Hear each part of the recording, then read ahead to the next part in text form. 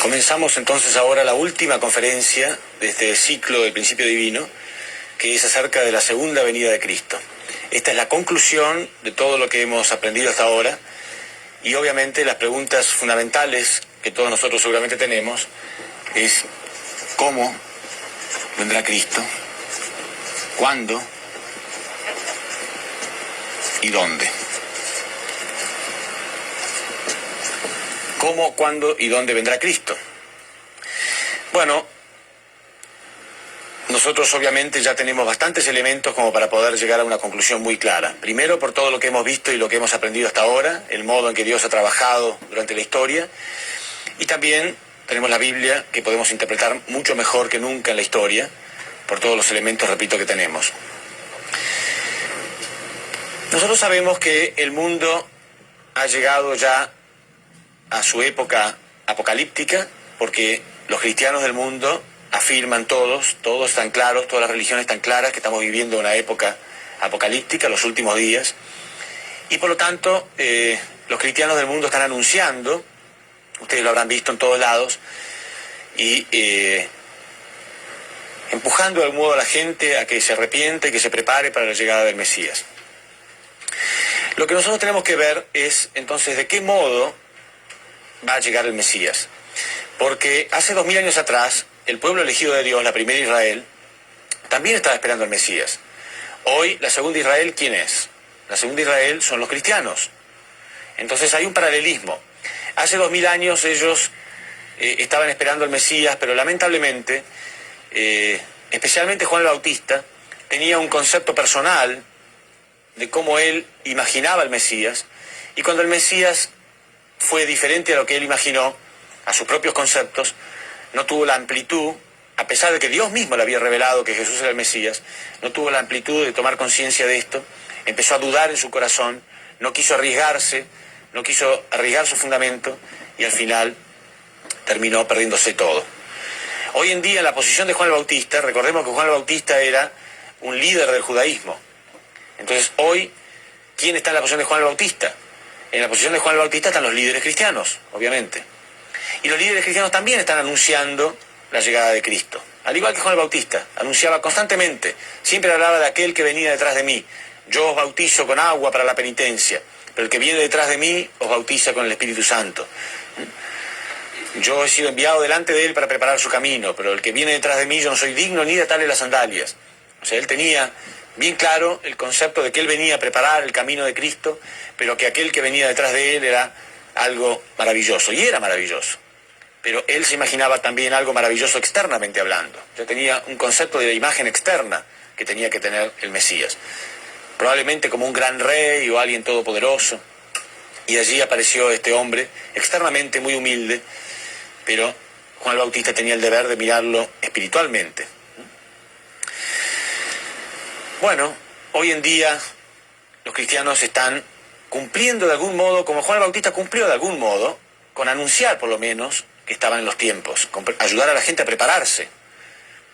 Pero ¿no será que pueden cometer el mismo error de tener un preconcepto ya fijado de cómo va a ser la llegada de ese Mesías? Nosotros podemos leer la Biblia en Mateo 24:30. Voy a poner, bien pequeño para que el pizarrón me alcance bien para todo lo que quiero escribir, porque no quiero borrar. Mateo 24:30. Este pasaje bíblico nos muestra algo espectacular, maravilloso. Generalmente los cristianos adoran versículos como este, porque hablan de la segunda llegada de Cristo de un modo tan magnífico, tan espectacular. Pero tenemos que tener en claridad de que, como Jesús dijo, hay cosas en la Biblia que son simbólicas. Primero vamos a leer ese versículo. Dice: entonces aparecerá la señal del Hijo del Hombre en el cielo, y entonces lamentarán todas las tribus de la tierra, y verán al Hijo del Hombre viniendo sobre las nubes del cielo, con gran poder y gran gloria. Y enviará a sus ángeles con voz de trompeta, y juntarán a sus escogidos de los cuatro vientos, desde un extremo de los cielos hasta el otro. O sea que de pronto vendrá Cristo con un coro de ángeles, con gran poder y gran gloria, en las nubes del cielo. Y entonces todos aquellos que estaban preparados para recibir al Mesías se elevarán al encuentro con él. Maravilloso, muy bonito. Pero nosotros recordamos lo que Jesús dijo en Juan 16:25. O sea, esto nos habla de que Cristo vendrá en las nubes. Pero en Juan 16:25, Jesús dijo: os he hablado todo esto en símbolos y parábolas, pero llegará el día en que no les hablaré más en símbolos y parábolas, sino que les voy a hablar en forma clara acerca del Padre. O sea que él estaba diciendo que muchas de las cosas de la Biblia son símbolos. Por lo tanto, tenemos que tener la apertura mental de pensar en la posibilidad de que ese fenómeno espectacular de un Cristo viniendo en las nubes del cielo con gran poder y gran gloria, con un coro de ángeles, y que nosotros nos vamos a elevar al encuentro con él, sea un símbolo. Y vamos a demostrar que sí lo es. Vamos a demostrar que es un símbolo en realidad. Y que hay muchísimos versículos que prueban claramente que esto es un símbolo y que de ningún modo se puede producir de este modo. No se puede producir una llegada en las nubes. Entonces, como nosotros hemos mencionado en varias oportunidades, la gente tiene siempre la tendencia a pensar que lo que venga de Dios tiene que ser algo espectacular, fantasioso, en contra de todos los principios universales. Entonces eso viene de Dios. Cuando algo ocurre en forma natural, nos parece que no hay nada milagroso en eso, sin darnos cuenta de que justamente la naturaleza es el gran milagro de Dios. En Apocalipsis capítulo 17, versículo 14,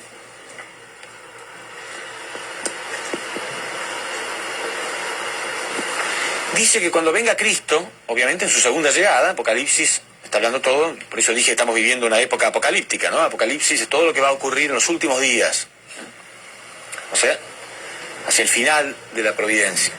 Y en Apocalipsis 17:14 dice que cuando venga Cristo será perseguido. Los poderes del mundo se van a juntar para perseguirlo. Sin embargo, él tendrá gente que sí cree en él y al final él tendrá victoria en unidad con aquellos que le siguen y que le creen. Leámoslo. Lo extraño de esto es que si Cristo viene en las nubes con gran poder y gran gloria, aún el más ateo va a de pronto tomar conciencia de que estaba equivocado y va a creer en él. ¿Quién se va a atrever a perseguirlo? Tenemos que darnos cuenta que es muy probable que este versículo que habla de la persecución de Cristo nos estaría mostrando de que en caso que Cristo no venga de este modo, sino que esto sea un símbolo simplemente, entonces la gente que lo está esperando de ese modo seguramente no le va a creer. Y estos harán la guerra al Cordero, pero el Cordero, como es Señor de señores y Rey de reyes, los vencerá en unión con los suyos, los llamados elegidos y fieles. Y estos harán la guerra al Cordero, pero el Cordero, como es Señor de señores y Rey de reyes, los vencerá en unión con los suyos, los llamados elegidos y fieles. O sea que habrá gente que será fiel, habrá gente que estará con él, pero habrá otras personas que no van a tenerlo como nada especial e intentarán hacerle la guerra. Quiere decir que en los últimos días va a venir Cristo y será perseguido. Ya vemos algo extraño, algo que no coincide. Pero no tenemos por qué sorprendernos, no hay contradicción en la Biblia. Lo único que se aclara y que se entiende muy bien en la providencia de Dios es que hay cosas que son simbólicas y cosas que son literales. Entonces las nubes son simbólicas. Dijimos que cuando Jesús se dio cuenta que él tenía que ir por el camino de la cruz, al principio él dijo: arrepiéntanse porque el reino de los cielos está cerca. Sin embargo, hacia el final de su providencia, de su ministerio, él tomó conciencia de que tenía que ir sí o sí por el camino de la cruz y ya no dijo más que el reino de los cielos estaba cerca. Dijo: escribas y fariseos hipócritas, porque vosotros cerráis el reino de los cielos. Entonces, hacia la última parte de su ministerio público, Jesús solamente anunciaba la segunda llegada de Cristo. Ya no hablaba más de que el reino de los cielos iba a ser construido en ese momento, sino que teníamos que esperar la segunda llegada. Entonces, hay varias partes donde él habla de esta segunda llegada. Y una de ellas es Lucas 17:20. En Lucas 17:20 Vamos a leerlo. Repito, Jesús ya estaba hablando acerca de la segunda llegada y la gente quería saber cómo ocurrirá eso. Y dice, preguntándole entonces, ¿cuándo había de venir el reino de Dios? Jesús le respondió, el reino de Dios vendrá sin dejarse sentir. El reino de Dios vendrá sin dejarse sentir.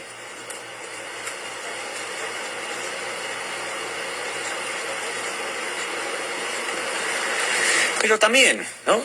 O sin advertencia. Sin dejarse sentir o sin advertencia. Depende de la traducción. Pero ¿qué significa esto? O sea, imaginémonos, repito, que de pronto ocurre un espectáculo semejante, como que Cristo aparece en algún lugar del mundo, sobre las nubes del cielo, ese es el fin del mundo. ¿Cómo nos vamos a sentir? ¿Cómo va a ocurrir un espectáculo semejante? Además hay una contradicción, los cristianos fundamentalistas piensan que cuando venga Cristo, ¿no?, vendrán las nubes, todos seremos elevados, o sea, aquellos que fueron preparados para el encuentro con Cristo, por supuesto, serán elevados al encuentro con Él. Y todo lo demás se va a destruir, todo se va a prender fuego, todos los demás arrogantes se van a quemar como paja, dice la Biblia. Y ya vimos en la conferencia de los últimos días que todo eso era simbólico, el fuego representaba el juicio por la palabra. Pero si realmente ocurriera así, Cristo viene en las nubes y nosotros nos encontramos con Él, ¿no?, y todo lo demás es quemado y destruido, entonces ¿cómo va a ocurrir semejante destrucción sin dejarse sentir? ¿Entienden? Ahora, si interpretamos esto que Jesús dijo como que la segunda venida va a ocurrir igual como ocurrió la primera venida, o sea, simplemente que Cristo va a nacer en alguna parte del mundo, entonces todo esto se estaría cumpliendo. Sería muy probable que sea perseguido, porque hay gente que no le va a creer. Es muy probable entonces que, obviamente, como una persona nace, ¿no? Nadie se entera de esto. Y vamos a ver cuántas pruebas hay bíblicas que no coinciden para nada con un Cristo que venga en las nubes. A continuación, Lucas 18:8, Jesús, que seguía hablando de la segunda venida de Cristo, dijo, en verdad os digo que cuando venga el Hijo del Hombre les hará justicia. Pero cuando venga el Hijo del Hombre, ¿encontrará fe sobre la tierra?, se preguntaba Jesús. ¿Encontrará fe?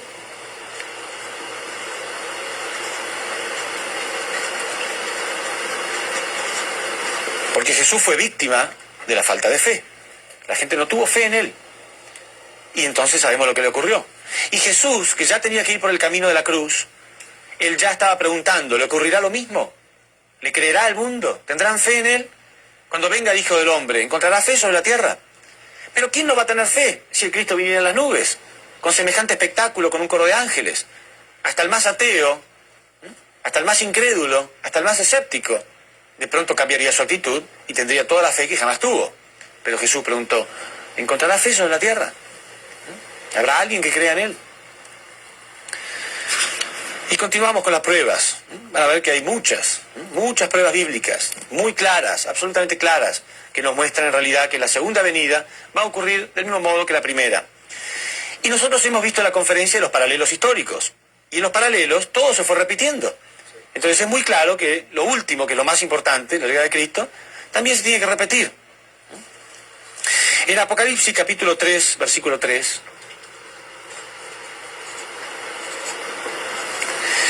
en Apocalipsis 16:15,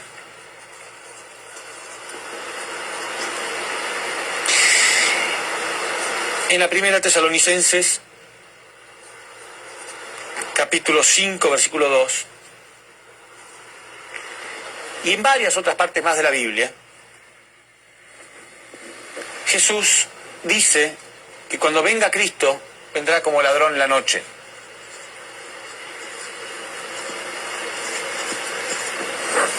¿Conocen algún ladrón que se haga anunciar con trompetas? ¿Qué significa como ladrón en la noche? Significa que en la primera llegada ocurrió lo mismo. Nació en un lugar, ¿sí?, se educó, preparó su fundamento, y cuando la gente se enteró, ya él estaba trabajando. Apareció de golpe. Cuando un ladrón entra en la noche en nuestra casa, nosotros dormimos tranquilos. Cuando nos levantamos a la mañana, de pronto vemos lo que él hizo, ¿sí? De ese modo ocurrirá. Cuando la mayoría de las personas tome conciencia, a lo mejor ya hay un fundamento hecho, determinado. Ningún ladrón en la noche, repito, llega con un coro de trompetas anunciándose. Entonces, ¿qué podemos esperar? Jesús decía en en Juan 16:12, dice, yo tengo mucho que enseñarles, pero ustedes no lo entenderían. Pero cuando venga Él, o sea, el Señor de la segunda llegada, el Espíritu de la verdad, los va a guiar hacia la verdad completa. Y la verdad os hará libres. Quiere decir que seremos guiados a una verdad completa. Guiados a una verdad completa. Y esa verdad es la que nos hará libres. El entendimiento de cómo fue que Satanás nos engañó. El entendimiento de los principios, el ideal de Dios, es lo que nos va a hacer libres.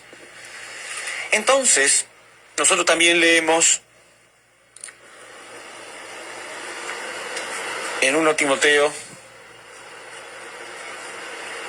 capítulo 2, versículo 3, dice que Dios quiere que todos los hombres se salven. Dios quiere que todos los hombres se salven. Entonces conectemos las cosas. La verdad nos va a hacer libres. Y Dios quiere que todos nos salvamos, o sea que todos seamos libres. Por lo tanto, que todos escuchemos la verdad. Bueno, veamos lo que dice Apocalipsis 17. En Apocalipsis 17 dice que habrá un nuevo libro que está sellado y que solamente Cristo puede abrir esos sellos. Y cuando esos sellos sean abiertos, la nueva verdad será revelada al mundo. Y con esto será el fin de los misterios de Dios.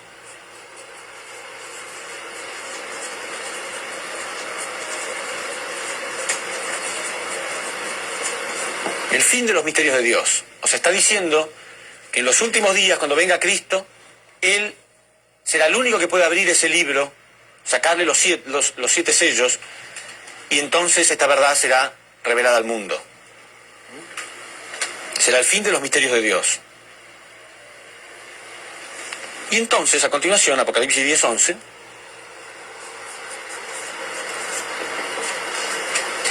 dice que nosotros, los que recibamos esta verdad, tendremos que enseñarla al mundo entero. Veamos.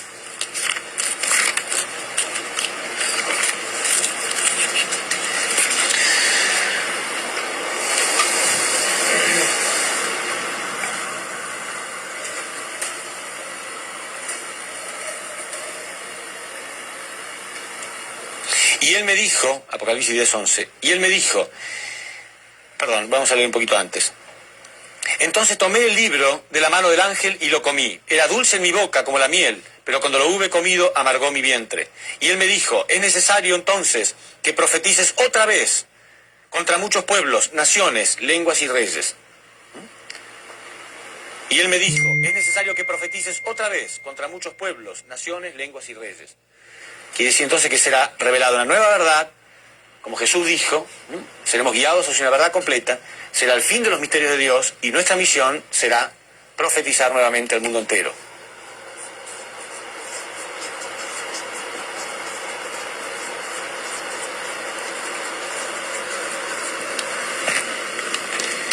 Fíjense ustedes que la Biblia dice, y profetizarás nuevamente contra muchos pueblos, naciones y reyes, lenguas y reyes. O sea que va a haber oposición, profetizar nuevamente contra ellos. O sea, realmente, aunque ellos crean lo contrario, hay que explicarles de nuevo la nueva verdad. Contra muchos pueblos, naciones, lenguas y reyes. ¿Por qué dice lenguas?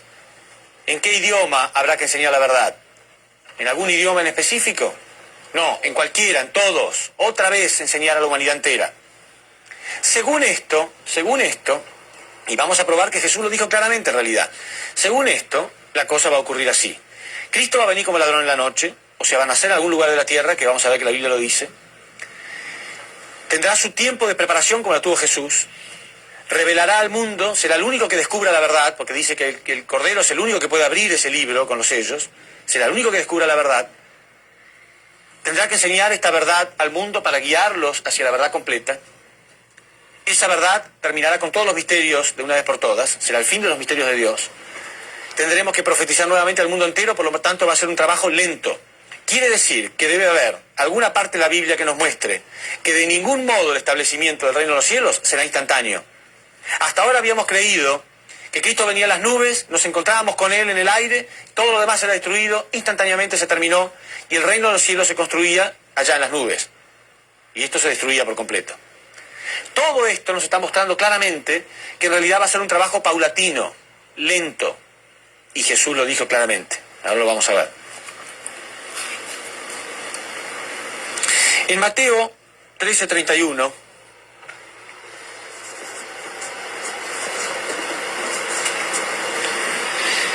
y en Mateo 13:33, para que nos quede bien claro, Jesús dio dos profecías con respecto a la llegada de Cristo y el establecimiento del reino. Dos, diferentes, pero con el mismo significado. Y van a ver cómo dijo Jesús muy claro, pero muy claro, que el reino de los cielos no se va a establecer instantáneamente con la llegada de Cristo en las nubes, sino que va a ser un trabajo arduo donde tenemos que reeducar a la humanidad entera. Dijo así: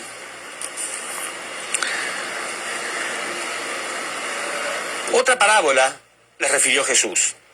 El reino de los cielos será semejante a un grano de mostaza, que un hombre tomó y sembró en su campo, el cual, a la verdad, es la más pequeña de todas las semillas, pero cuando ha crecido es la mayor de las hortalizas, y se hace árbol, de tal manera que vienen las aves del cielo y anidan en sus ramas. Así será el reino de los cielos. ¿Qué significa? Dice que el reino de los cielos es como una semilla de mostaza, que es la más pequeña de las semillas, y que uno lo siembra. Así será el reino de los cielos. Sin embargo, después va a crecer y crecer y crecer hasta el punto que se hace un árbol y que las aves del cielo vienen y anidan en sus ramas. Significa que si yo tomo una semilla y la planto y me siento ahí y miro, ¿voy a ver alguna diferencia? No. ¿Pero está creciendo o no? Sí, está creciendo.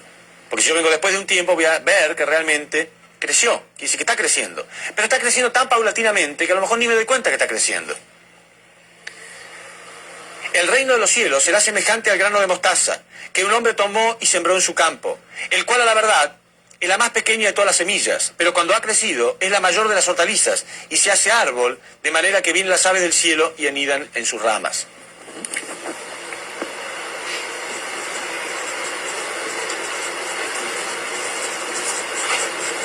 Como una semilla. Así será el reino de los cielos. Como una semilla que crece paulatinamente. Pero para que no queden dudas, a continuación mismo, dice, otra parábola les dijo Jesús. El reino de los cielos será semejante a la levadura, que tomó una mujer y la escondió en 3 medidas de harina hasta que todo fermentó. O hasta que todo fue leudado. Otra parábola les dijo Jesús. El reino de los cielos será semejante a la levadura, que tomó una mujer y escondió en 3 medidas de harina, o mezcló con 3 medidas de harina, hasta que todo fue leudado. Significa que la masa va creciendo poco a poco, ¿no es cierto?, cuando tiene levadura. Poco a poco. Y así será el reino de los cielos, decía Jesús, como levadura.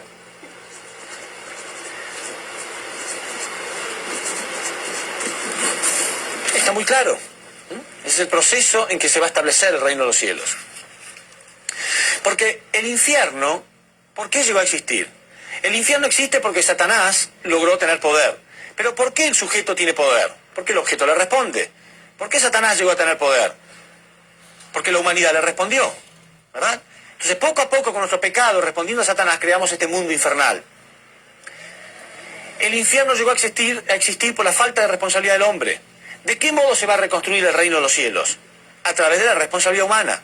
El reino de los cielos se va a construir con el poder de Dios, pero con nuestras manos. Es el hombre el encargado de recuperar la verdad, de incorporarla, de recibir la palabra de Dios, de creer en ella y vivir de acuerdo a ella. ¿Se acuerdan?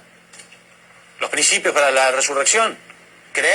Recibir la palabra de Dios, creer en ella y vivir de acuerdo a ella. ¿Por qué entonces a veces no es tan fácil? Ustedes hicieron un seminario de 7 días, de la mañana a la noche, escuchando. ¿Por qué a veces no es tan fácil? Y tenemos tantas preguntas. Porque el hombre perdió la verdad. El hombre le arrojó la verdad en la cara a Dios. Y el hombre tiene que recuperar esa verdad. ¿Entienden? Por eso el Mesías también viene en la posición de hombre, por supuesto. Es un hombre. Solamente un hombre que cumple 100% con su responsabilidad. Pero es un hombre, es un ser humano. Y él, en el nombre de la humanidad, tiene que lograr abrir ese libro que está sellado. Tiene que descubrir la verdad. No la recibe así porque sí. Tiene que buscarla. Tiene que derramar lágrimas, sudor y sangre para encontrar esa verdad. Y transmitirla. Y nosotros también tenemos que pagar un precio para recibir la verdad. Primero y principal tenemos que buscarla. Jesús dijo, el que busca encontrará. El que llama se le abrirá. Quiere decir que aquel que hace el esfuerzo por conseguir está restaurando el fracaso del hombre que arrojó la verdad a la cara de Dios. ¿Se entiende? No crean que van a entender la verdad así porque sí. Esta mañana dijimos, nada que valga la pena se consigue sin esfuerzo. Entonces uno realmente hace el sacrificio, el esfuerzo, para conseguir lo que él perdió. Quiere decir que el hombre tiene que hacer un sacrificio para entender la verdad, para buscar la verdad, para estudiar la verdad, para practicar la verdad. Y con eso entonces empieza a limpiar el mundo, reconstruir el mundo. ¿Sí? No va a ser Dios quien restaure el reino de los cielos así instantáneamente. Porque no es su responsabilidad. Si lo hubiera hecho ya hace miles y miles de años. Fue el hombre el que destruyó el reino de los cielos, fue el hombre el que destruyó el ideal de Dios, y él lo va a construir, lo va a reconstruir con sus propias manos. Con el poder de Dios, pero con las manos del hombre. Y el poder de Dios vendrá a través del arrepentimiento humano. Es el proceso inverso de la caída. Y todos estos versículos nos están mostrando eso claramente. Entonces tenemos que ver que eso es lo que está ocurriendo hoy en día, en realidad. Hoy eso es lo que está ocurriendo. Una nueva verdad, el principio divino, con todas las respuestas tan claras del patrón con el que Dios ha ido trabajando durante la historia, está siendo revelado al mundo. ¿Ustedes creen que este seminario es el único que se ha realizado? ¿Ustedes tienen alguna idea de cuántos cientos de seminarios se habrán realizado en esta misma semana en otras partes del mundo? Hay 200 países del mundo que están trabajando en la providencia. Y muchos de esos países tienen decenas y decenas de ciudades donde tienen centros de la iglesia dando testimonio. ¿Alguien tiene alguna idea de cuántos cientos de seminarios se han realizado en la misma semana? Nadie sabe. Muchos. Es un trabajo arduo. Quiere decir entonces que es muy claro que el Mesías tiene que nacer de nuevo, como ocurrió, porque justamente Jesús nació hace 2000 años y no fue entendido, se lo crucificó. Entonces, por este fracaso tiene que restaurarse eso de nuevo. Quiere decir que no es el mismo Jesús el que va a venir. No es el mismo Jesús. El Mesías va a nacer en alguna parte del mundo. ¿Por qué entonces en la Biblia, en algunos momentos Jesús habla del Señor de la segunda llegada en tercera persona? Habla de Él, cuando Él venga. Sin embargo, en algunas partes parecería que fuera el mismo Jesús el que va a volver. Bueno, ya tenemos un precedente bíblico que nos muestra esto. Por ejemplo, a Jesús se lo llama el segundo Adán en la Biblia. Primera a los Corintios 15:45. Jesús es el segundo Adán. Pero Jesús era Adán. No, él no era Adán. Pero él tenía la misión de Adán. ¿Sí? Del mismo modo, Juan el Bautista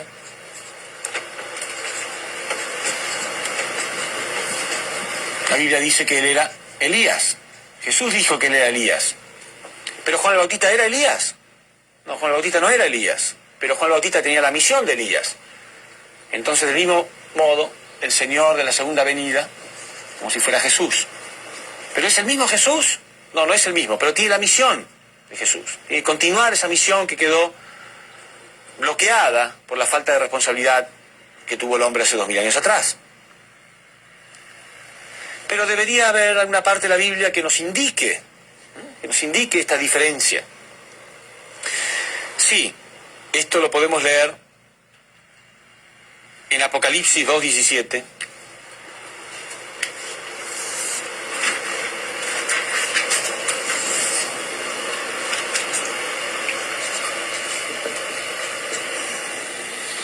En Apocalipsis 3:12. En Apocalipsis 19:12. Y en varios otros lugares también. La Biblia dice en estos lugares que cuando venga Cristo, vendrá con un nombre nuevo. El mismo Jesús decía, cuando venga vendrá con un nombre nuevo. Leamos Apocalipsis 3:12, para leer uno de ellos.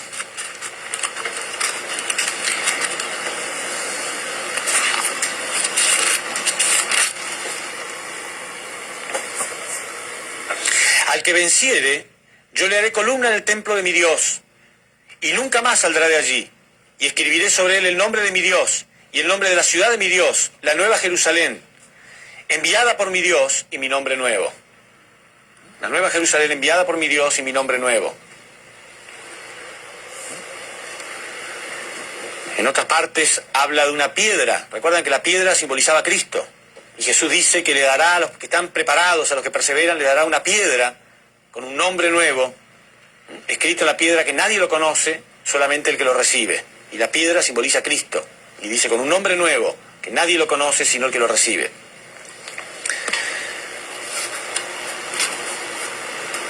Entonces, ¿cuál será el trabajo de Dios?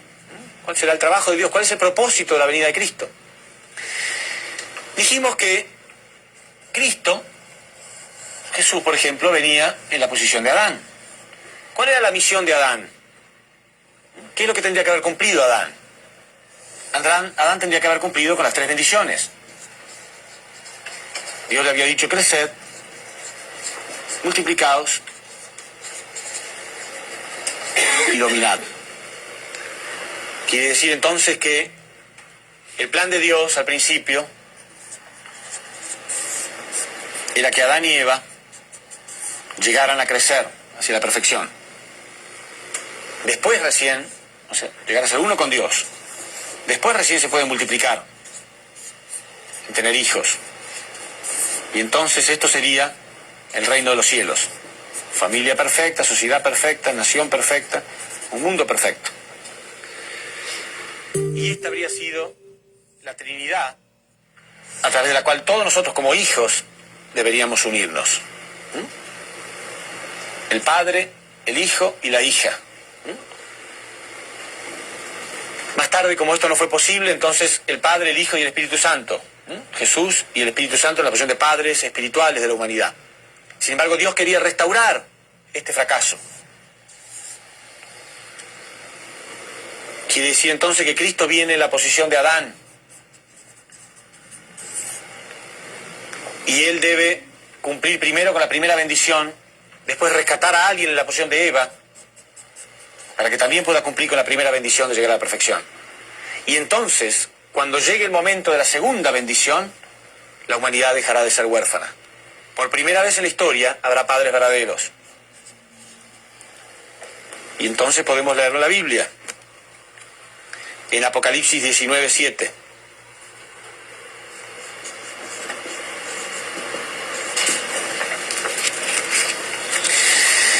Cuando esto ocurra, ¿no será el momento esperado por la humanidad? La humanidad ha sido huérfana de padres verdaderos. Adán y Eva cayeron en la posición de padres falsos, centralizados en un Dios falso, creando un mundo falso. Por eso la Biblia dice que cuando venga Cristo, nosotros tenemos que ser adoptados por Él. Nosotros estamos en un mundo satánico, apartados de esto, tendremos que ser adoptados por Él, dice la Biblia.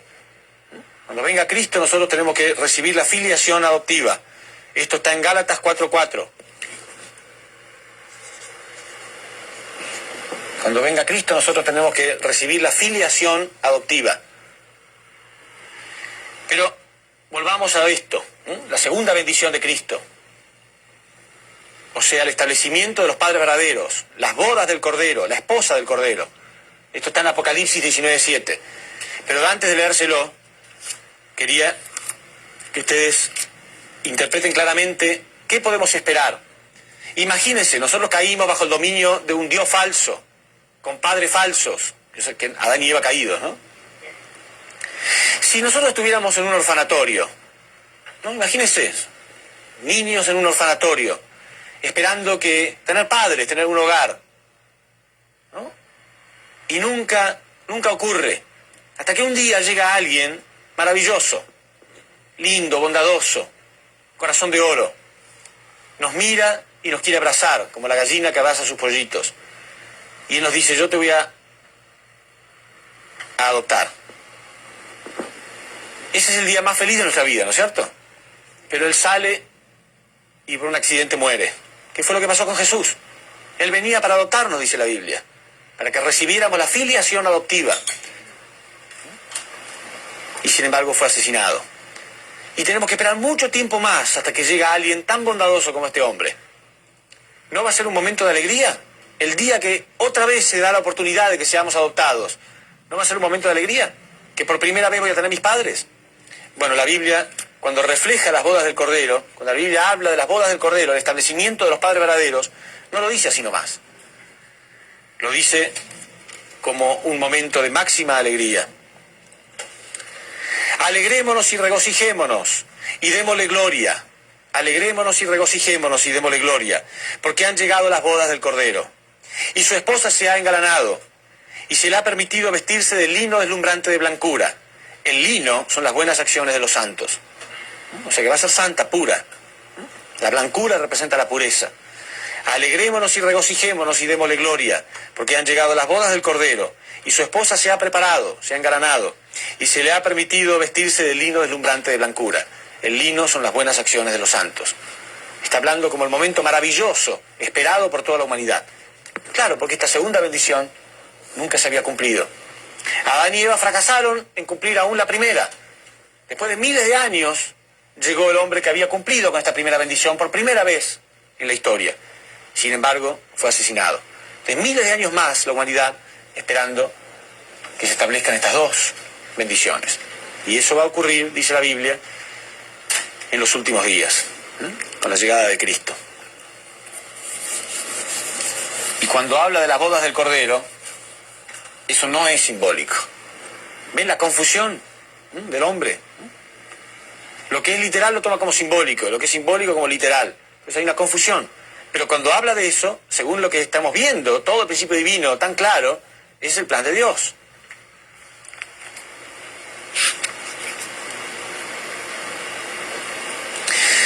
Entonces, con todo esto que tenemos, ¿por qué la Biblia dice entonces que Cristo vendrá en las nubes?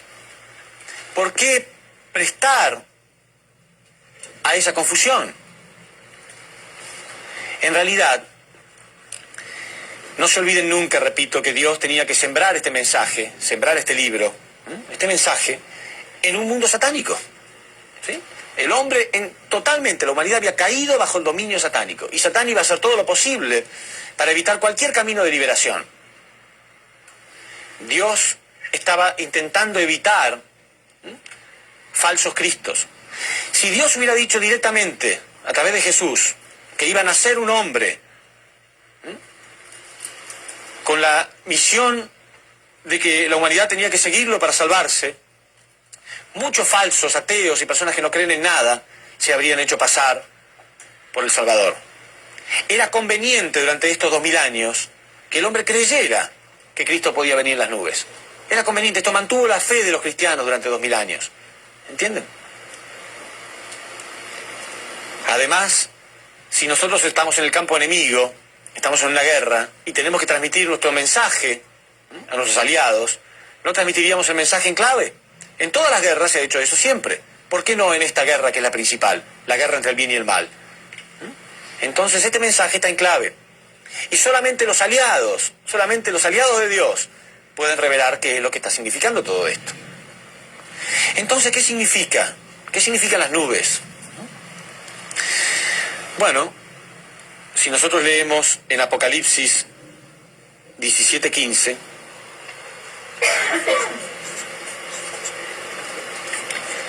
nos da la clave.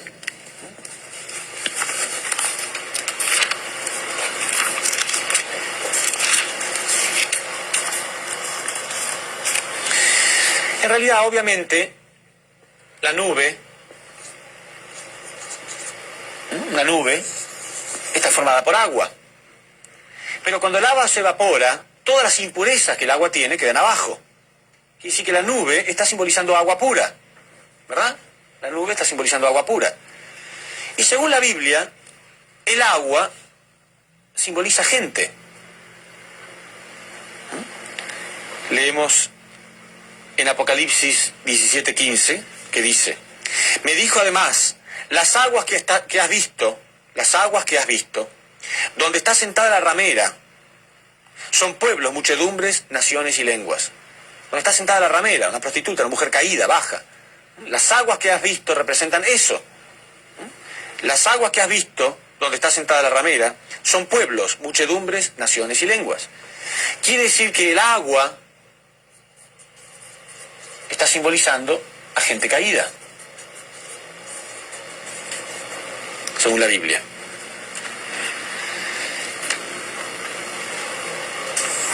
Entonces, cuando el agua se evapora, forma una nube. Si el agua simboliza gente caída, la nube simboliza gente pura.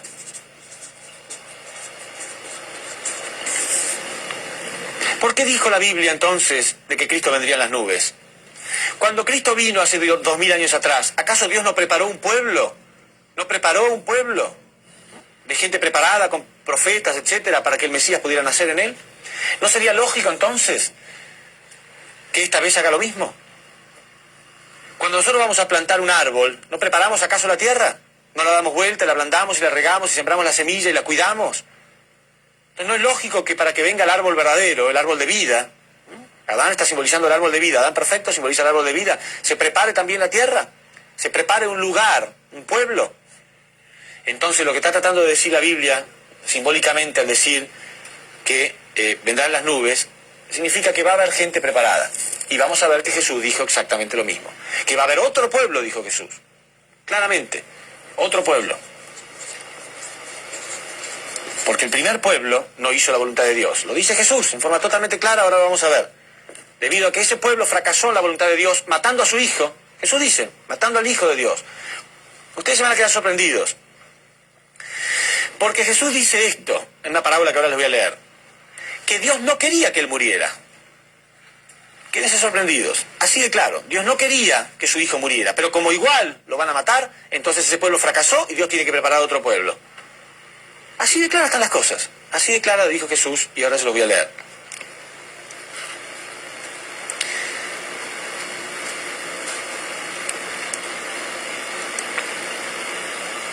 Esto está en Mateo 21:33.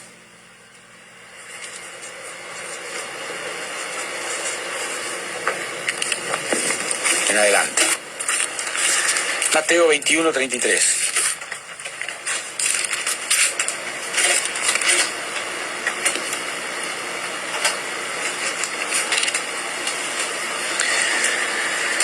Es la parábola de los labradores homicidas.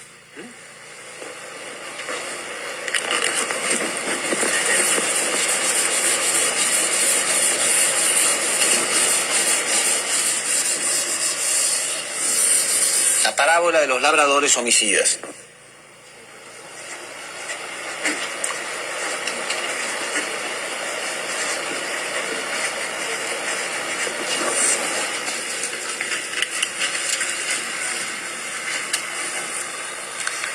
Van a ver qué clara que es.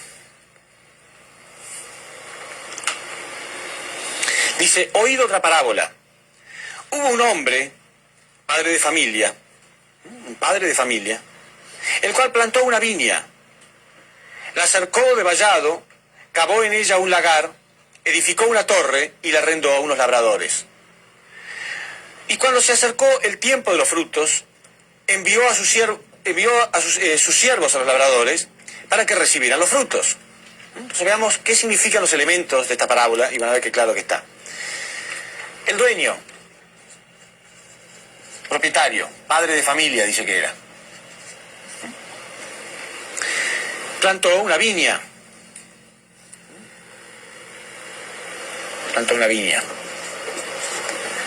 La arrendó a unos labradores. Cuando llegó el momento de los frutos, dice, el dueño envió a sus siervos para que ellos recogieran los frutos. ¿Y qué pasó? Cuando se acercó el tiempo de los frutos, envió sus siervos a los labradores para que recibieran sus frutos. Mas los labradores, tomando a los siervos, a uno lo golpearon, a otro lo mataron y a otro le apedrearon. Mas los labradores, tomando a los siervos, a uno le golpearon, a otro le mataron y a otro le apedrearon. Envió de nuevo a otros siervos, más que los primeros, e hicieron con ellos de la misma manera. Finalmente les envió a su hijo, diciendo, a mi hijo le respetarán. Esa era su esperanza. Les envió a su hijo, diciendo, a mi hijo le respetarán. Mas los labradores, cuando vieron al hijo, dijeron entre sí, este es el heredero, venid, matémosle, y apoderémonos de su heredad. Y tomándole le echaron fuera de la viña y le mataron. Cuando venga pues el señor de la viña, le pregunta Jesús a sus discípulos, ¿qué hará a aquellos labradores? Y los discípulos le contestaron, a los malos destruirá sin misericordia y arrendará su viña a otros labradores, que le paguen el fruto a su tiempo. A otros labradores.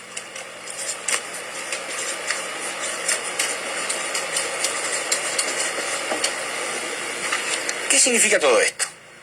Obviamente está muy claro, el Padre simboliza a Dios, el dueño, el propietario. La viña representa el reino de los cielos.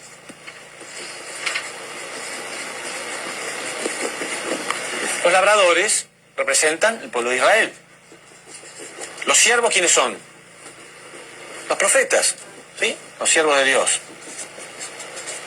¿Qué pasaba con todos los profetas?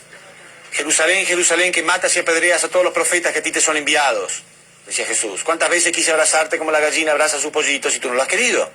Todos los profetas eran asesinados. El Hijo, Jesús. Pero acá dice claramente que cuando Dios envió a su Hijo, lo envió pensando, a mi Hijo le respetarán. O sea, a pesar de que mataron a todos los profetas, tengo la esperanza de que a él puedan aceptarlo. Quiere decir que no lo envió a morir. No lo envió a morir. Sin embargo, lo iban a asesinar igual. Por lo tanto, habrá otros labradores. ¿Qué significa?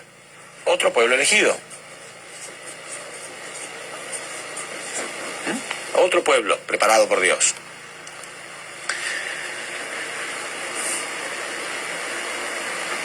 Le contestaron los discípulos, a los malos destruirá sin misericordia y arrendará su viña a otros labradores que le paguen el fruto a su tiempo. Jesús les dijo, ¿nunca leíste en las Escrituras? La piedra que desecharon los edificadores ha venido a ser cabeza del ángulo. El Señor ha hecho esto y es cosa maravillosa a nuestros ojos.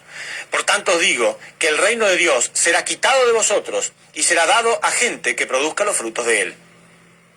¿No está más claro imposible? Jesús contesta, por tanto les digo que el reino de Dios será quitado de vosotros y será dado a la gente que produzca los frutos de él. Habrá otro pueblo elegido.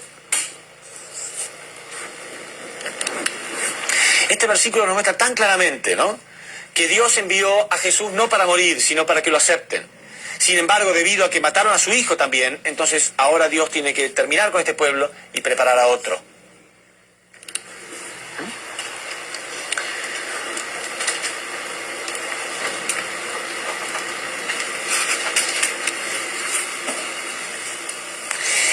Y eso es lo que significa las nubes. Dijimos que la nube simboliza gente pura. Es decir, que el Mesías va a venir en las nubes significa que va a haber gente preparada para recibirlo. Y esa gente preparada, esas nubes, están representando a ese otro pueblo. A ese otro pueblo.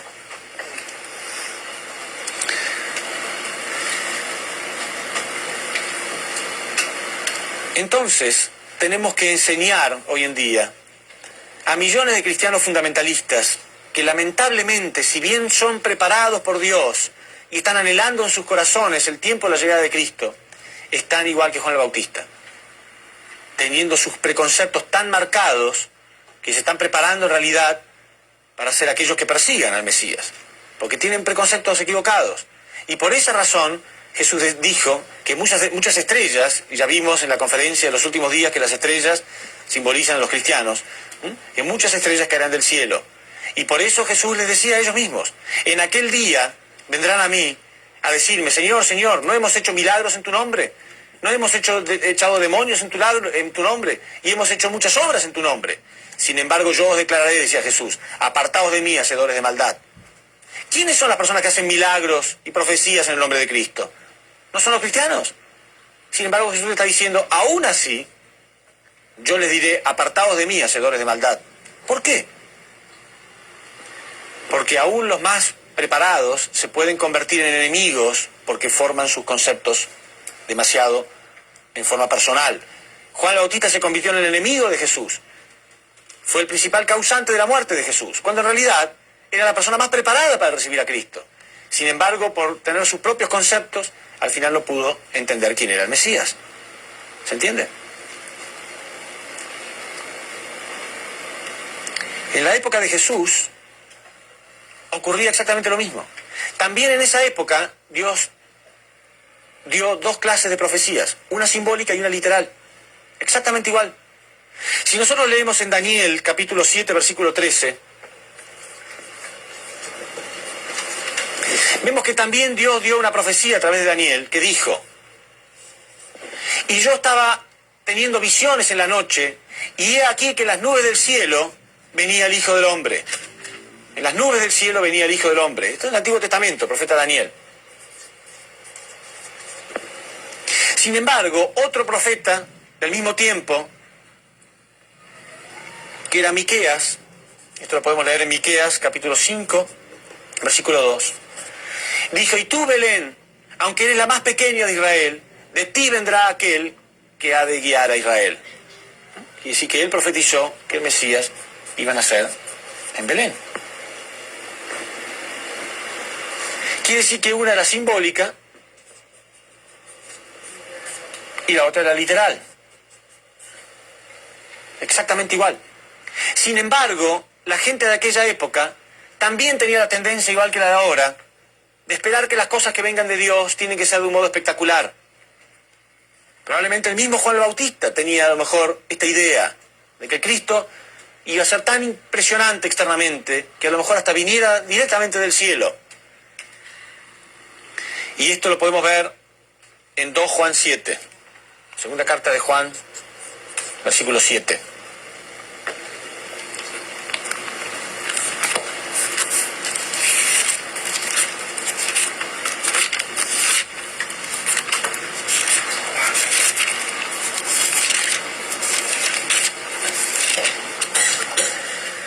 Donde el apóstol Juan llamó anticristos a todas aquellas personas que no aceptaron a Cristo, que no lo aceptaron a Jesús, porque había nacido en la carne. Quiere decir que hubo gente que no podía aceptar que Jesús fuera el Mesías, porque no había venido en las nubes. Porque ellos estaban esperando esta profecía. Porque muchos engañadores han salido al mundo que no confiesan que Jesucristo ha venido en la carne. Quien esto hace es el engañador y el anticristo. Quiere decir que había gente que no podía aceptar a Jesús porque había nacido en Belén, había nacido en la carne en vez de venir en las nubes. Se repite el mismo paralelismo hoy en día. La gente está enfocada en este versículo simbólico. Y todo lo demás, todas las demás pruebas que hacemos, las ignoramos. Tenemos que estar abiertos a la posibilidad de que Dios actúe de un modo diferente al que a mí se me antoja, o al que a mí me gustaría. Por supuesto que sería una cosa espectacular, de que Cristo viniera en las nubes con un coro de ángeles y trompetas. Pero si yo me enfoco solamente en la imagen que yo tengo, probablemente termine fracasando.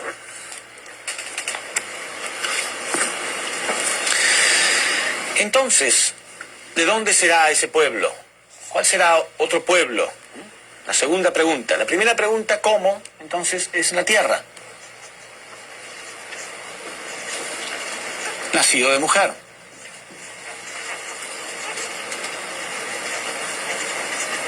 Qué lamentable, ¿no? Que en el siglo XX tengamos que dar tantas explicaciones para demostrar que un hombre va a nacer de una mujer. Pero también podemos leer en Apocalipsis 12:5 la prueba de esto. Porque al final, después de tantas vueltas, en realidad la Biblia lo dice claramente, que Cristo va a nacer de una mujer.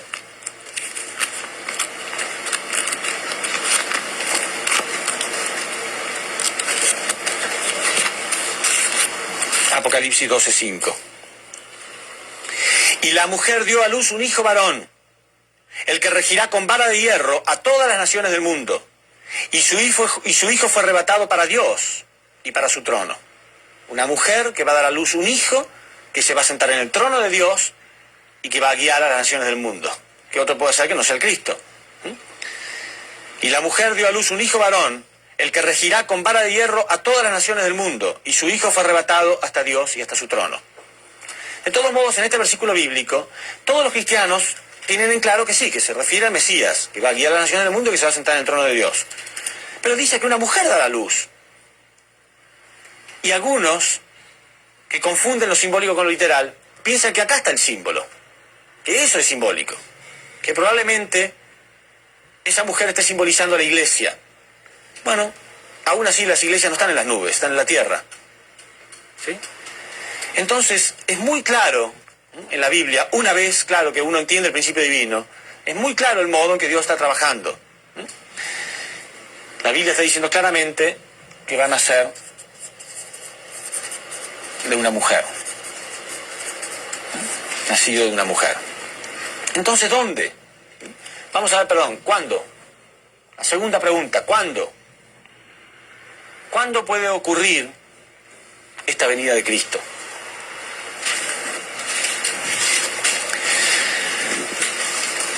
Bueno, nosotros podemos saber eso a través de la repetición de la historia, ¿verdad? Hemos visto la conferencia de los paralelos históricos. Esto comenzó con Jacob, 12 hijos y 70 parientes, y fue la preparación de la primera Israel hasta que Jesús nació. Como todo esto se perdió, entonces tiene que volver a repetirse, habíamos visto, ¿no es cierto?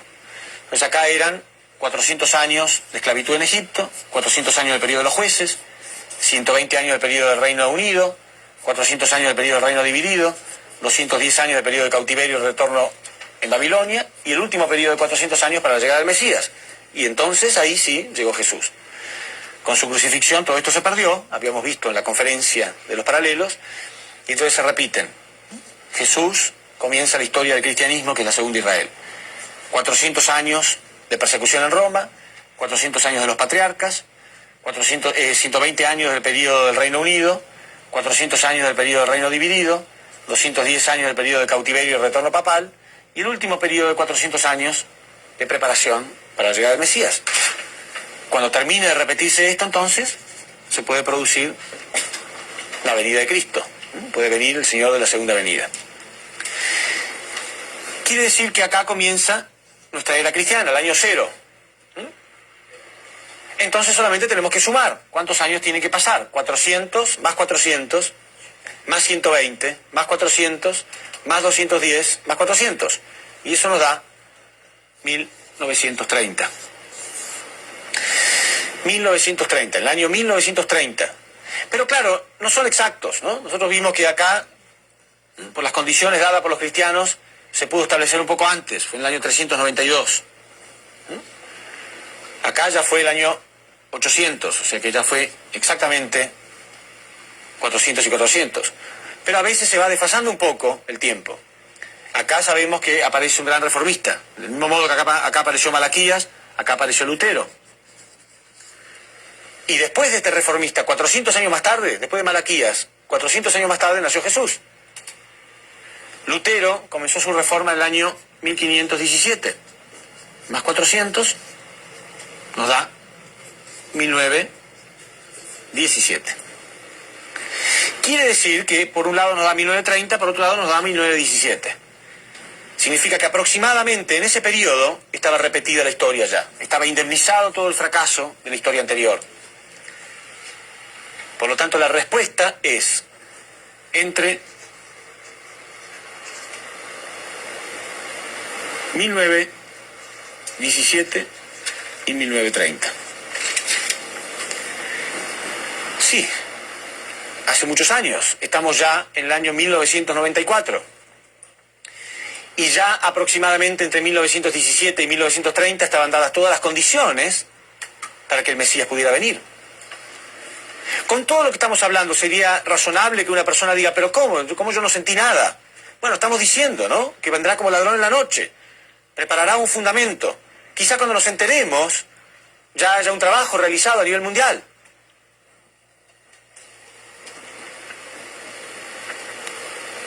¿Dónde? ¿Dónde podemos observar el trabajo de Dios? ¿En qué lugar del mundo? ¿Dónde habrá otro pueblo preparado, otro pueblo elegido, preparado por Dios, semejante al primero? Vamos a estudiar entonces qué características tiene que tener ese otro pueblo. Es muy fácil, hay un paralelismo, como todos los paralelismos que vimos en la historia. Quiere decir que tiene que tener condiciones semejantes a la preparación que hizo Dios en el pueblo de Israel.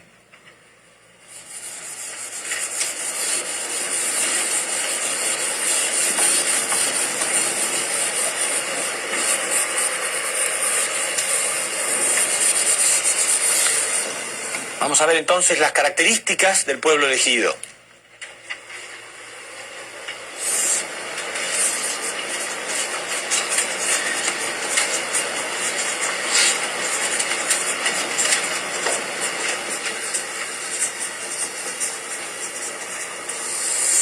Características del pueblo elegido. Bueno, primero vamos a leer qué indicio nos da la Biblia. ¿De dónde puede ser esto? En Mateo 24:26,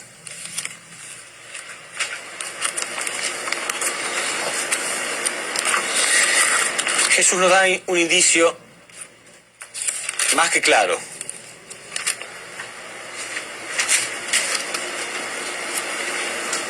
Él dijo que, claro, como hay un pueblo preparado por Dios, el Mesías va a venir de ese pueblo y no de otro pueblo. Y si les dicen que de otro lado, no lo creáis. De cualquier otro lado no lo creáis, tendrá que venir de ese lugar. Y dice así: así que si os dicen, está en el desierto, no salgáis. Está en los aposentos, no lo creáis. Porque como el relámpago que sale desde oriente y brilla hasta occidente, así será la venida del Hijo de Dios. Si os dicen de otro modo, no lo creáis. Será como el relámpago que sale desde oriente y brilla hasta occidente. Quiere decir que tú que estabas diciendo, tiene que ser desde oriente. Mateo 24, 29. 26, perdón. Mateo 24, 26.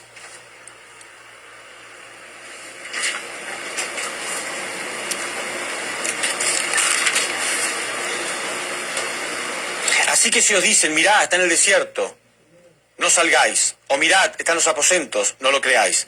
Porque como el relámpago que sale desde oriente y brilla hasta occidente, así será la venida del Hijo del Hombre. Quiere decir que tiene que ser un país de oriente.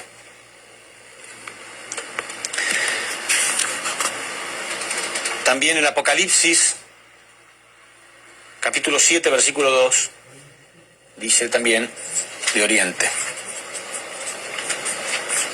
Capítulo 7, versículo 2.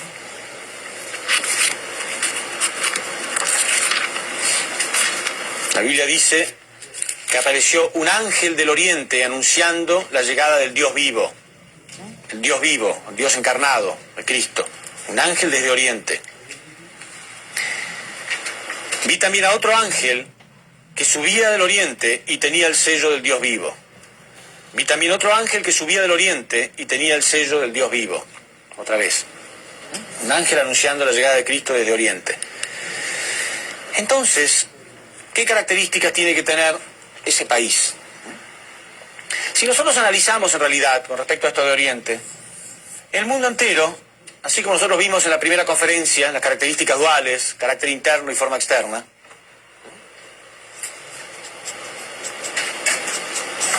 si nosotros observamos el mundo, también hay esa clase de separación. Oriente siempre fue mucho más interno. Oriente representa más el carácter interno, la parte más espiritual, todas las grandes filosofías y la espiritualidad. Y Occidente representa más la forma externa. Entonces es muy razonable pensar que Dios está preparando un pueblo desde Oriente y que a partir de él el mundo sea iluminado. Además, hoy en día hay muchísimas profecías de que una nueva filosofía iluminará al mundo a través de Oriente, a partir de Oriente.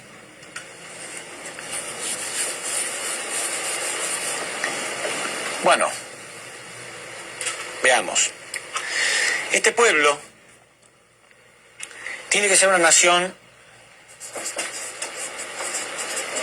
Abel, la posición de Abel. ¿Cuál es la diferencia entre Caín y Abel? Caín ataca, Abel es atacado, ¿sí? Por lo tanto, no puede ser nunca una nación invasora.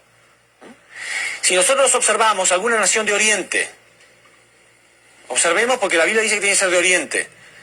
Bueno, vemos el mapa, hay 3 naciones en el extremo oriente, ¿no es cierto? 3 naciones. Está China, Corea y luego Japón. Pero tiene que ser una nación Abel, no puede ser una nación que invada y ataque otras naciones. Tiene que ser una nación que experimente el corazón de Dios, como Abel. China, en realidad, es una nación guerrera, ¿sí? Invadió todas las naciones vecinas. Además, adoptó una filosofía falsa, que es el comunismo. El comunismo niega abiertamente la existencia de Dios. Japón también es una nación guerrera, orgullosa de no haber perdido nunca una guerra, hasta la Segunda Guerra Mundial, que fue la primera vez. Sin embargo, Corea es una nación sufrida, es una nación en la posición de Abel. Fue invadida 82 veces en su historia. Corea tiene más de 4.000 años de historia, casi 5.000 años de historia. Y fue invadida muchísimas veces, 82 veces fue invadida. Sin embargo, Corea jamás invadió un país vecino. Quiere decir que tienes una nación Abel, significa una nación sufrida.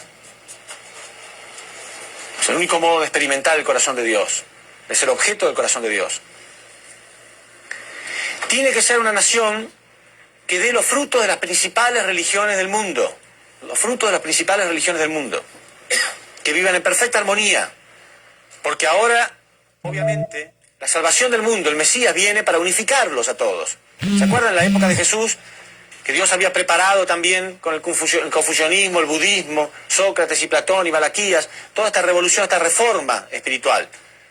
Quiere decir que a través de las distintas religiones, entonces, ¿no?, se va a producir un movimiento de unificación, como en la época de Jesús estaba planificado. Bueno, en Corea habitan armoniosamente las principales religiones del mundo.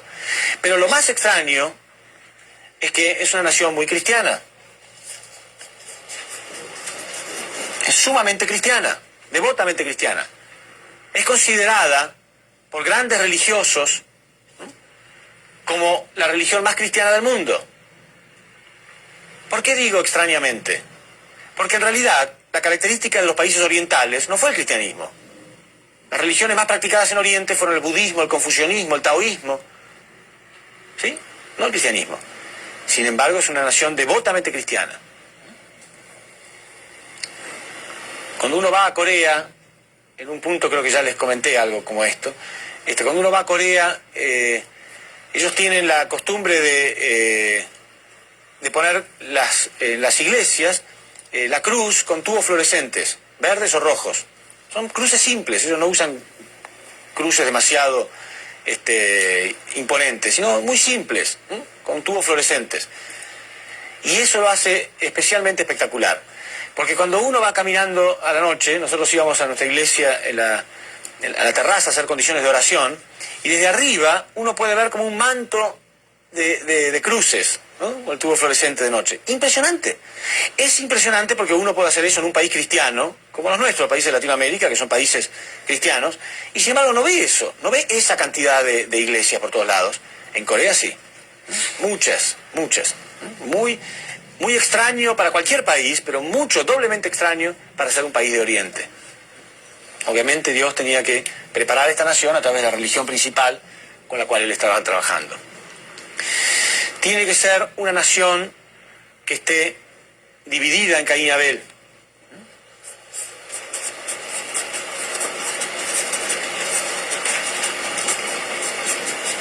O sea, tiene que ser la confrontación entre Dios y Satán. La confrontación entre Dios y Satán, la línea de frente. ¿Por qué? Porque si nosotros leemos en la Biblia,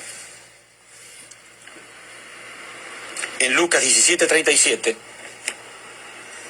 Lucas 17:37. Le preguntaron a Jesús, ¿dónde, Señor? ¿Dónde será esto? Y él contestó, o sea, la llegada de Cristo, ¿no? ¿Dónde? Y él contestó, donde esté el cuerpo, también estarán los buitres. Y hemos visto en la historia que las aves de rapiña simbolizan a Satanás. ¿Qué quiso decir Jesús diciendo donde esté el cuerpo estarán los buitres? Estaba diciendo claramente que donde Dios esté preparando un fundamento, Satanás también estará ahí tratando de destruirlo. Quiere decir que es la confrontación entre la línea entre Dios y Satán. Bueno, Corea fue invadida por el comunismo.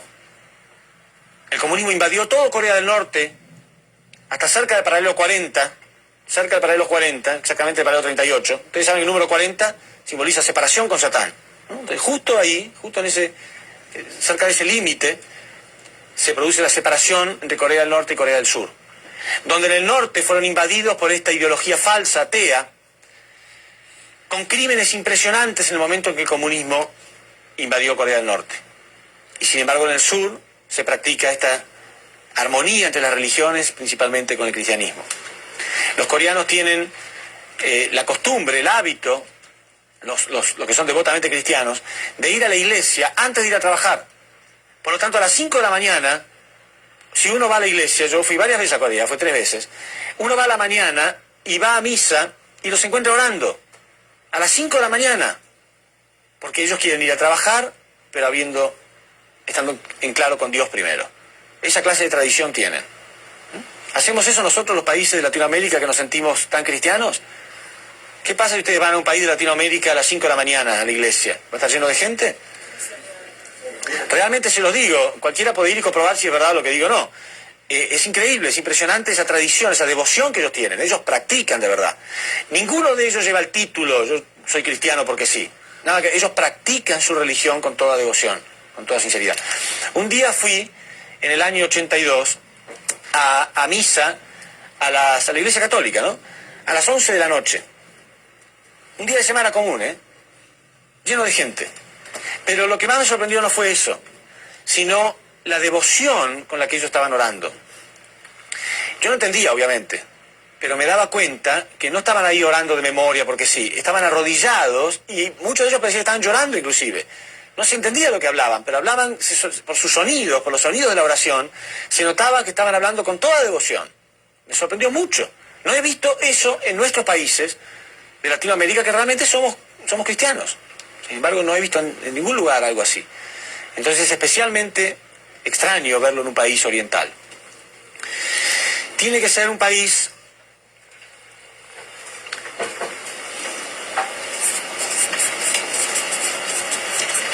separado de Satán por el número 40. ¿Sí? El pueblo de Israel sufrió 400 años de esclavitud en Egipto. Los cristianos pasaron 400 años de persecución en Roma. O sea, el número 40 representa indemnización, separación de Satán. ¿Sí? Y todos ellos tuvieron que pasar por una especie de esclavitud para purificar sus corazones a través de la indemnización. Bueno, en este siglo, porque que uno hable de que los israelitas pasaron esclavitud en Egipto hace 4.000 años atrás, no nos llama tanto la atención. Que los cristianos fueron perseguidos en Roma hace 2.000 años atrás, quizá tampoco nos llame demasiado la atención. Pero que en este mismo siglo Japón haya invadido Corea, esto ocurrió en el año 1905 hasta el año 1945, exactamente 40 años. De 1905 a 1945. Japón invadió Corea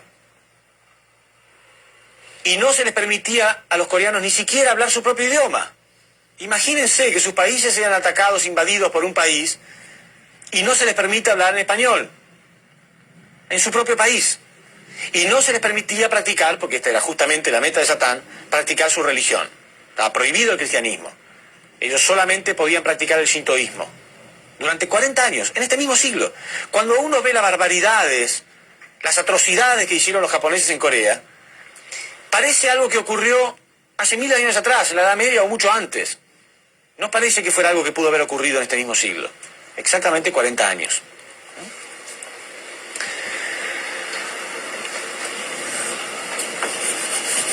Voy a continuar acá.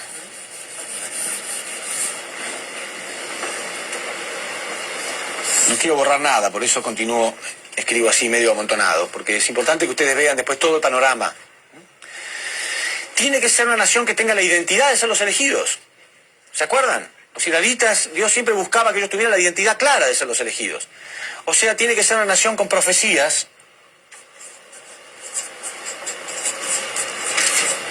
mesiánicas.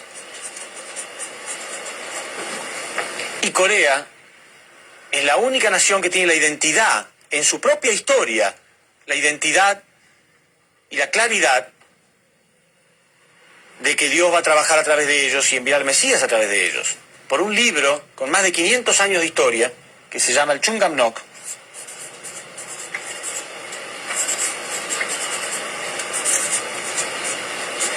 famoso libro de profecías, inmensamente respetado por los coreanos, con más de 500 años. ¿Por qué tan respetado? Porque todas las profecías de este libro se han cumplido siempre. Y una de las últimas profecías dice que el hombre con el camino verdadero para la humanidad, con el camino verdadero que va a guiar a la humanidad, va a nacer en Corea. Y ellos saben que esa profecía se va a cumplir. Por esa razón este libro fue prohibido y destruido en la época en que Japón invadió Corea. Sin embargo existe todavía. Algunos lograron guardar ese libro y ahora existe en forma normal. Pero durante mucho tiempo era muy peligroso tener ese libro porque eran realmente condenados y castigados las personas que lo tenían. Estaba totalmente prohibido. ¿Por qué? Porque Satanás no quería que ellos tuvieran la fe, la esperanza de que un Salvador iba a venir a través de ellos. Y los japoneses en realidad no querían eso. No querían que el pueblo de Israel, el pueblo coreano tuviera la mentalidad de que algún día va a venir un Salvador que los iba a liberar. Entonces este libro estaba prohibido. Sin embargo, ellos recuperaron y hoy en día hay muchos coreanos que enseñan que Dios va a trabajar a través de Corea para enviar al Mesías. Yo he comprobado esto. En el año 88 fuimos a las Olimpiadas y yo me quedé sorprendido por la cantidad de grupos diferentes, ¿no? Yo veía, en todos lados había grupos, casi cada esquina, y repartían folletos, que al final les digo, me los traje todos, y durante varios años lo utilizaba en esta conferencia, en la conferencia de la Segunda Avenida, para mostrar esto, para que la gente vea. Los diferentes grupos que daban folletos anunciando que la venida de Cristo se iba a producir en Corea. Diferentes grupos, ¿sí? Anunciando que la venida de Cristo se iba a producir en Corea. En fin, principalmente por todas estas condiciones, vemos que Dios ha trabajado a través de este pueblo, a través de Oriente, esta nación única, absolutamente única. Y la prueba más concreta de todas es que todo lo que hemos visto hasta ahora, todo el principio divino, todas las cosas que hemos explicado, fueron reveladas en Corea. Partieron de Corea hacia el resto del mundo. Hoy en día, en 200 naciones del mundo aproximadamente, se están dando conferencias diariamente, en cientos de ciudades, a miles y miles de personas, constantemente, como levadura, se está enseñando estas revelaciones. ¿Y de dónde partieron? De Oriente. Porque como el rayo que parte de Oriente y llega hasta Occidente, así será la venida del Hijo del Hombre. Quiere decir que la respuesta acá es Corea.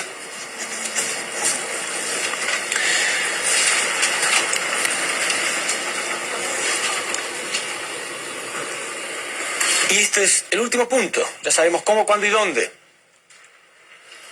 ¿Qué significa entonces ahora? ¿Que ya terminamos? No. Terminó el seminario. Ahora comenzamos en realidad. Ahora comenzamos a hablar el mismo idioma. Ahora entendemos la historia, el plan de Dios, la caída del hombre y el proceso de recuperación, de restauración. ¿Qué es lo que está faltando? ¿Cuál es el último punto para la restauración de la humanidad? El fundamento de fe y el fundamento de sustancia.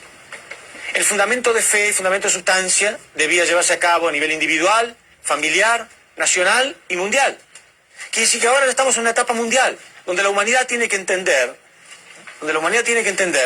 que Dios nos creó, que existe un ideal.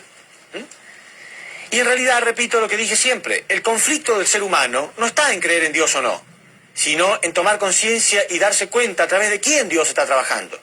Y durante toda la historia, Dios siempre trabajó a través de una figura central. En cada etapa de la historia humana, en todos los periodos de la historia humana, siempre hubo alguna responsabilidad, siempre hubo alguna figura central. Siempre había algo que la gente podía hacer, que era lo mejor que podía hacer en esa época. Siempre hubo alguna figura central, algún profeta a través del cual Dios estaba trabajando. Pero las épocas más doradas, las épocas más brillantes y más significativas son aquellas donde el Cristo está. Porque no es cualquier figura central, es la última figura central, la última. Si la gente puede unirse a Él, a través de Él, entonces se puede establecer el reino de los cielos. ¿Por qué? Porque a través de Él, como decía Jesús, vamos a recibir la verdad completa. Y a través de la verdad vamos a ser libres. Entonces, el Mesías es el fruto de la historia. Miles y miles de años trabajó Dios para poder enviar al Mesías. ¿Entienden? Él es el fruto de la historia. ¿Qué vamos a hacer? ¿Cuál es la responsabilidad del ser humano? ¿Cuál es nuestra responsabilidad? Imagínense que hay un árbol, ¿no?, que es único en el mundo. Hay un solo árbol, ¿no? No hay otra especie igual que esa. Y en toda su historia ese árbol da un solo fruto nada más. ¿Qué harían? ¿Qué harían si justo ese fruto madura en el tiempo en que ustedes están al lado de ese árbol? ¿Tomarían el fruto y lo guardarían mucho, lo cuidarían mucho?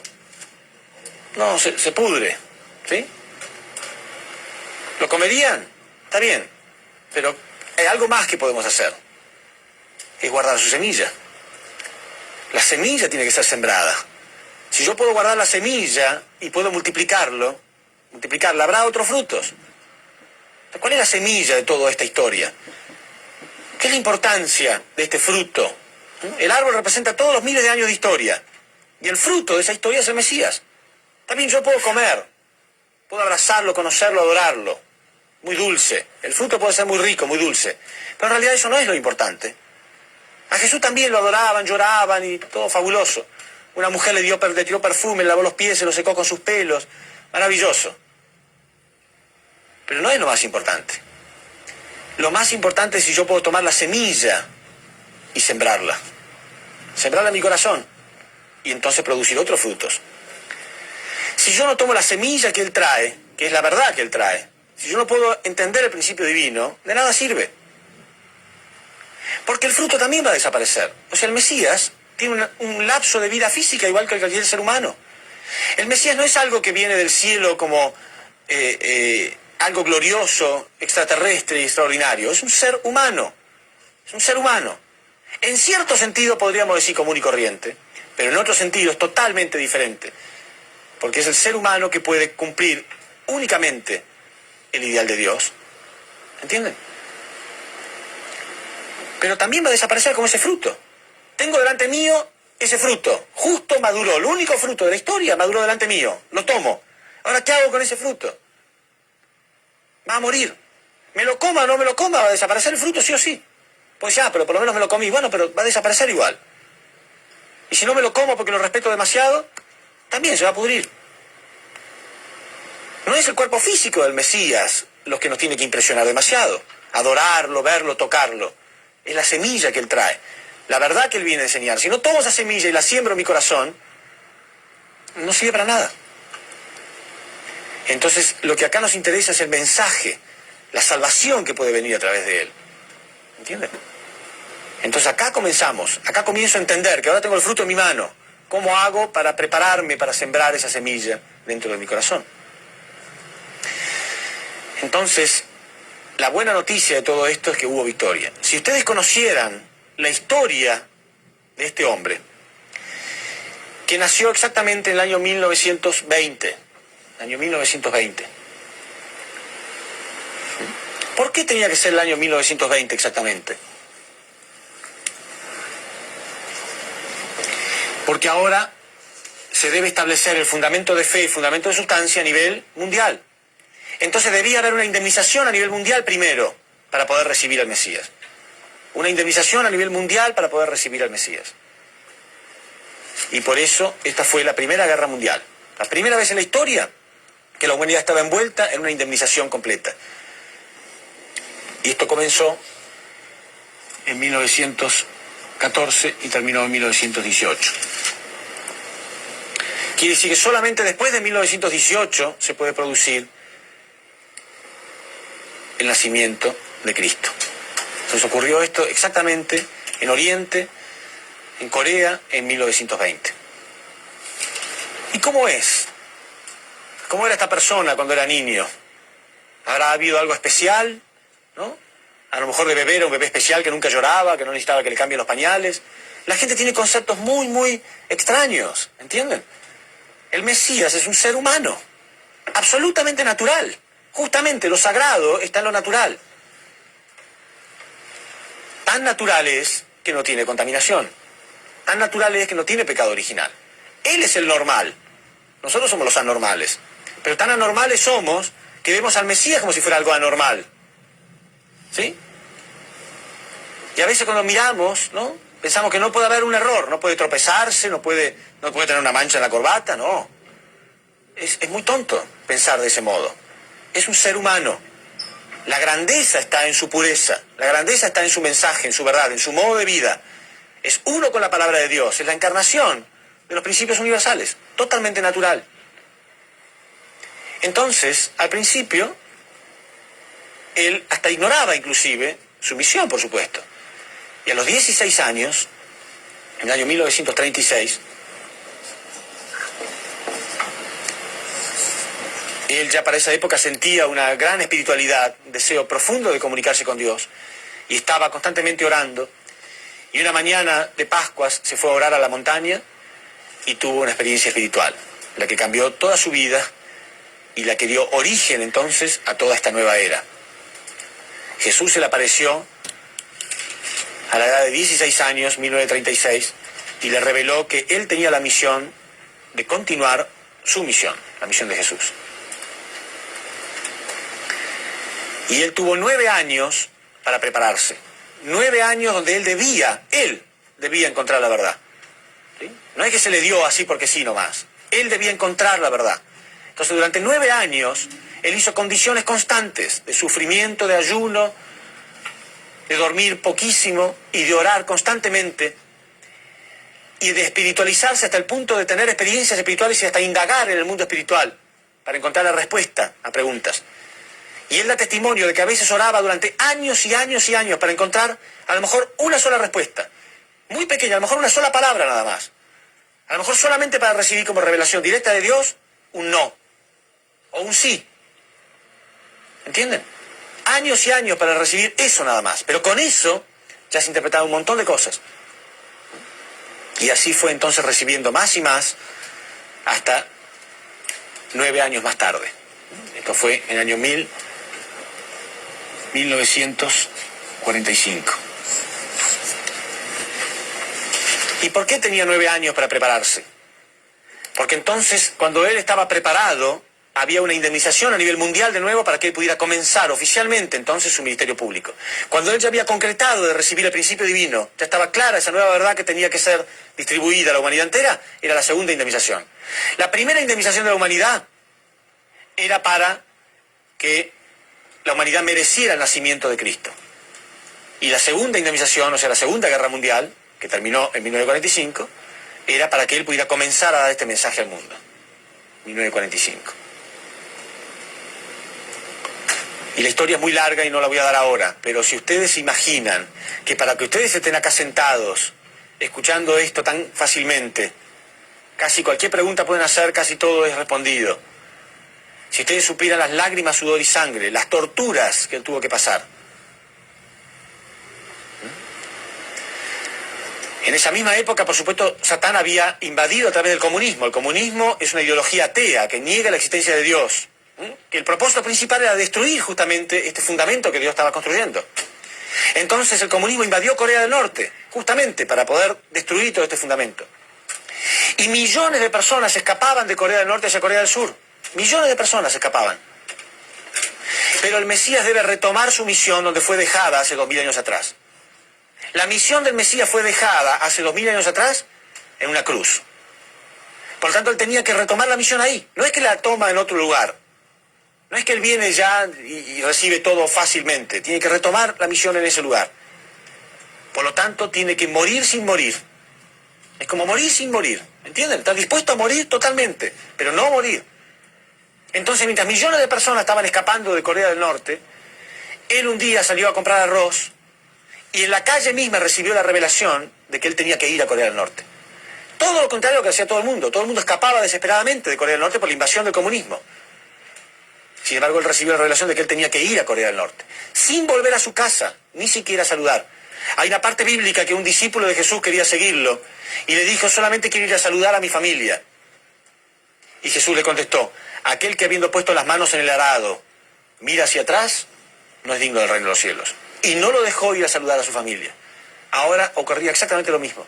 Él salió a comprar arroz, recibió ahí mismo la revelación y ahí mismo desapareció y se fue a Corea del Norte. Su familia nunca supo lo que había pasado.